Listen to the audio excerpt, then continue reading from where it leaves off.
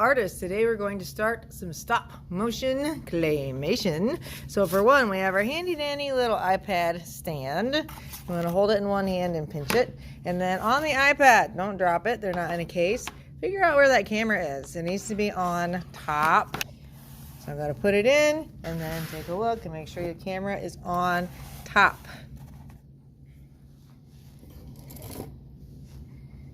Then, once we get in the device, and I hit the home button, we're looking for an app called Stop Motion. It looks like this, has a little movie camera.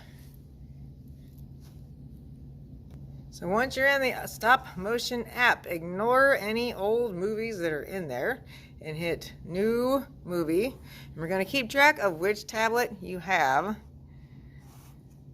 That way we know where you started your movie. That way you don't have to finish it in one day. Now when we're filming, you have to check out what is in the background behind your character. Like me, I'm in an empty classroom, so all we see is chairs and tables. We do not want to accidentally record your classmates or your teacher in the video. So you're either pointing away from all the people, or we get one of these handy dandy pieces of cardboard, and then we have an instant backdrop that we can put behind your little character. And we can always crop things out later and make it so you have less of the stuff around it in the picture frame. We can make that disappear. So when you are taking pictures of your little dude, we have this little red dot. That's what you use to take a photo. So let me do a couple.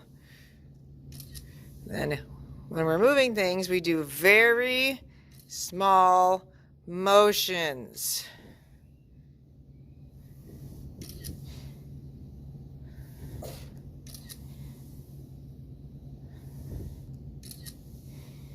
So if I go back, because here I just took like 6 pictures, I can hit play, and he's moving his arm. Now we can change settings. That's what this little gear is for. This is your frames per second, which means how many pictures it shows per second in video. I want a minimum of 10 seconds. For a high quality movie, you need it to be a faster speed than what I've got. It needs to be at least 7 frames per second. For a 10-second movie, if we do the math, 7 frames per second times 10 seconds, that'd be 70 pictures. 70. Okay, I'm gonna hit done. I'm gonna watch the speed now. And it can go faster still, because if it's faster, the motion is more fluid. Let me bump it up to 9. Goes a little quicker, and he's just waving. Okay, if you have frames you don't want, or let's say you accidentally photobomb, you know, you hit the button too fast. Oh no, there's a hand in the picture, it's ruined.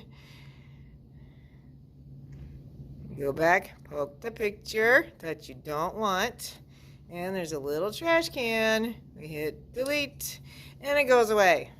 So that can be anywhere in your row of pictures. If there's one you don't want, just take it out. We can make that vanish. Okay, there's other settings on here. We don't need tons of them. Like if you wanted to just chop off the sides of your movie, there we go. I can chop off the sides, and that makes it so it takes out more of the picture. So I can plan things a little better. Maybe if I move this over here, then when I take my new photos, you won't see the side of the room in your picture. If you delete a picture and you need to remember where your little dude was for the last scene, go back, look at your camera roll, and then you can get it in the same pose. That way you're not messed up when you take your video. And I'm gonna hit the back arrow, back to the movie. So now I'm ready to continue recording and taking pictures of my little dude. I've been working hard, and I now have 80 pictures. I'm going through making sure everything looks good and I don't have any photo bombs in my hand. Checking my settings, hitting that little timer, checking my frames per second. So if I bump it up to 80 pictures, 10 frames per second, that would give me 10 seconds. Okay, so once we are all happy with everything we've got for your movie, we hit the back arrow, We're going to hold your finger down on your movie. We get these little boxes on top. We're going to hit the export movie. And we're going to save the video.